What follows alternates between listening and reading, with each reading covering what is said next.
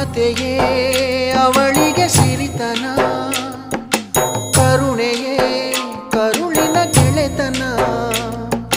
ದೇವರಿಗೂ ಅವಳೆ ತಾನೆ ದೇವರು, ಅವಳ ಸರಿ ಸಮ ಯಾರು ಕಾಣರು. ಅವಳ ಪ್ರೀತಿಯಲ್ಲಿ ಜಗವೇ ಬೆಳಗುವುದು.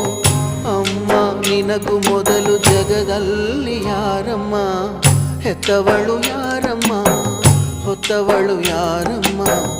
ಅವಳಿದೆ ಅಮೃತದೇ ಉತ್ತರವೂ ಇದೆಯಮ್ಮ.